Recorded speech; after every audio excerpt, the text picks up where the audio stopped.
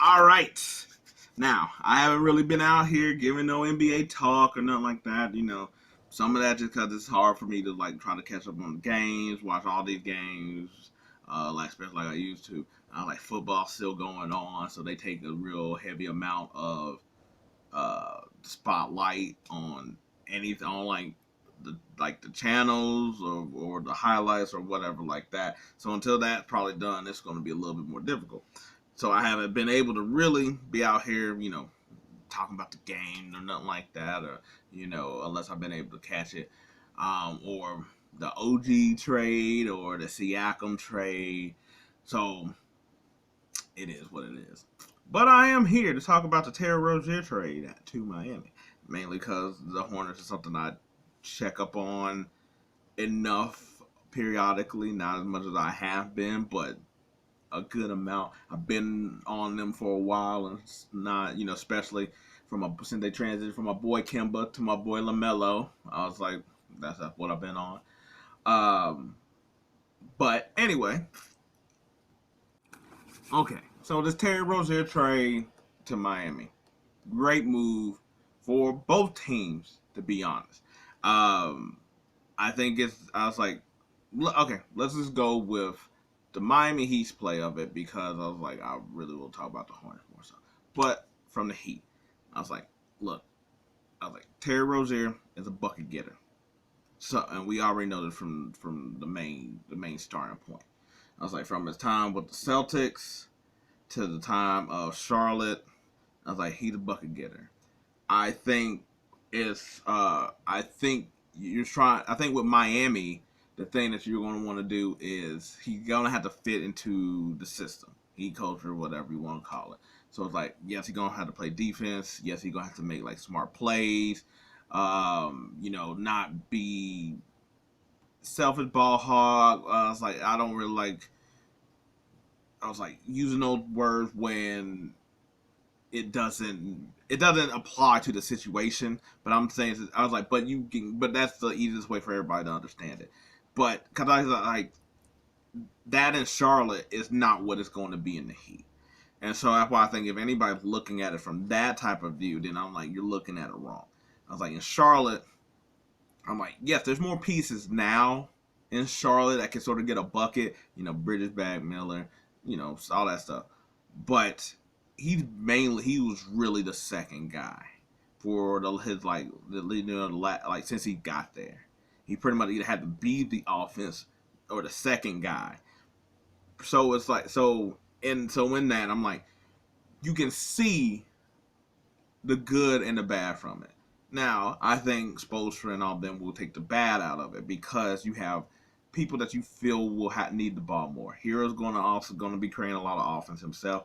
I was like Butler in his spurts, but Butler is going to me really play like Iguodala. I'm not. I was like, and by that I mean he will facilitate. He gonna play defense.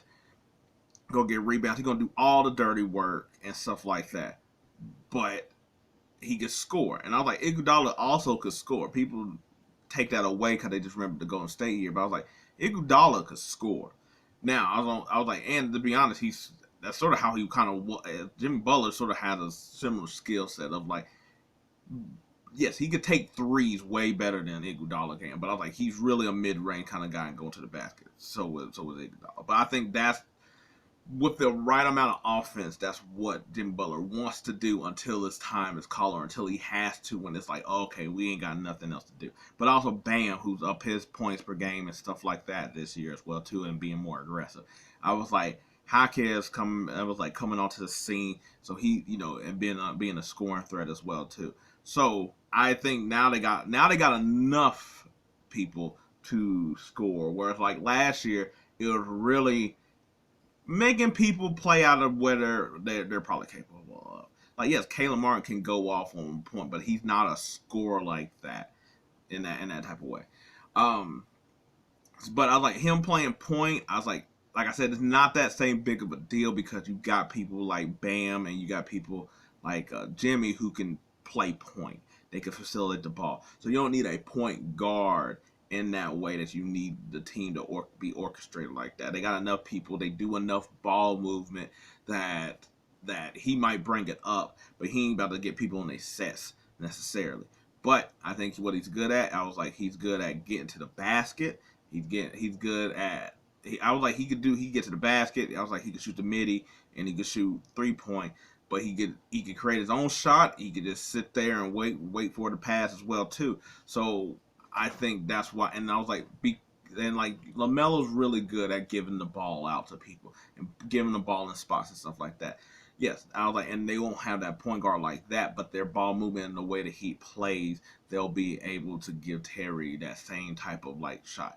And that's why I said that I think the bad of like just taking ill-advised shots and stuff like that. He has to on that sorry team. But I was like, here, he's not going to have to. But the thing that you do take from Charlotte is that, yes, if you have to take that many shots and stuff like that and how it looks, but if need be, and say like Hero's not hitting or Jimmy's tired or whatever you want to say, you could just basically be like, Terry, take the ball and we're just going to live with what you do while we still all try to compensate, within the rotation of everything else. He's already showed that he could basically, if he got to be the lead dog, he can do that. And to me, that's a positive for a team that's really looking for offense. I think they got enough around in a team concept in order to hide him on defense. Now, where him and Hero or him and Duncan, there's going to be some spots there and stuff that might cause plays or whatever, especially if they don't do another pickup. But I was like, I think their concept of their team will be just good enough. And also, too, you also got to think of, like, when you're in a better situation, you might be more likely to play defense, to give your all, than on a team that you're like, what are we doing here? Or on a team where it's like, if I got to score this much and I'm not that type of guy that's able to play defense in that type of way, then I'm going to just score offense. But now here, he doesn't have to have the weight of all the offense on him. And there's enough with Bam and Jimmy that he's not going to have to just lock somebody down. He just got to pretty much be able to just stay in front of your dude and guide him to where he needs to go. That's pretty much how the concept goes. So I think the Terry Rozier pickup will be really great for them. I was like, I think he'll play right into the Heat, playing hard and stuff like that. And I think he'll help with a lot of like them getting the foul calls and all that other stuff. And plus, with Lowry not really doing anything's sort of positive, right? Now the Hornets portion of the story. Now, I was like, I seen people being like, oh, we should have got more, but when we didn't, I was like, we didn't get Jovic, and that would have been great. I was like, I would have mind Jovic just because I'm like, cool, we can have somebody at the 4, because I'm not going to lie, we probably going to get rid of PJ at some point. But in saying that, I don't think this is, I was like, not a bad trade. I was like, look, Rozier, who's also, I was like, is he aspiring this year or next year? But either way, I was like, he's not really getting a lot of money. I was like, it's a lot of money for Charlotte because one, you got to overpay for people in order to keep them, and two, just because, I was like, because with a rebuilding team and he making that much money, it's like he has to have some weight on there. Where now, cool, that frees everything up.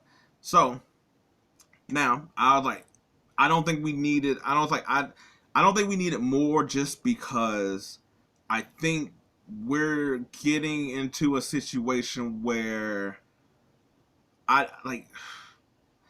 we're getting a lot of players, but I don't know how many of them are really doing crazy.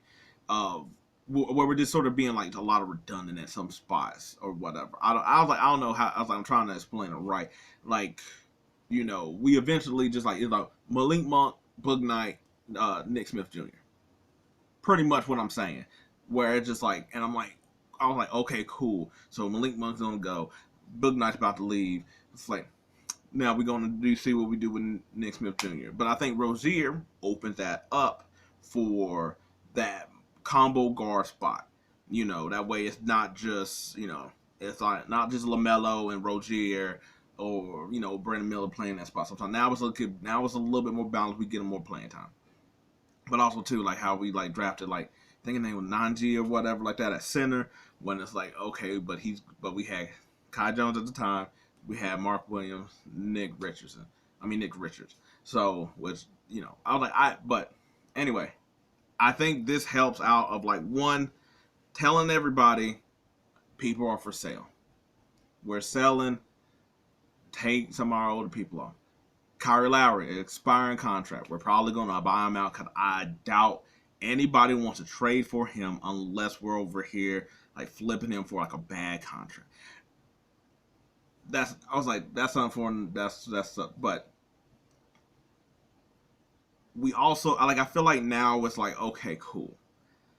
We tried, and maybe this is because we had Jordan and what compared to now. But I think now we're not going to be trying to be like, oh, let's try to develop this young talent, but also make the playoffs at the same time. I think now it's like, okay, cool. We can commit to one lane, and that's going to be a rebuild. We done signed lameloball, but he's hella young, so it don't matter. He's going to be within the time span. I was like, Brandon Miller has already shown like he's basically the right pick that we made. Sorry everybody for me picking Scoop for Brandon Miller, even though I wasn't bashing on Brandon Miller in the process of it, but hey. I was like, that's a little different story of me in that situation. I didn't think Scoot was necessarily better than Brandon Miller. It was just being like, yo, we just need to get talent and figure that shit out later. But we picked the right one, because I also said that I picked Scoot because of like his whole. I was like, I basically how he could play with LaMelo, Brandon Miller. I was like, yeah, but if we could go big, I'm down with going big. Where we got 6'6", 6'7" in the backcourt, that type of thing. Anyway, but so that frees up all that. That frees up that congestion right there, and we'll figure out what to do with Bridges. We're going to figure out what to do with the PJ. Gordon also is probably going to be buyout because he's also making a ridiculous amount of money as well too.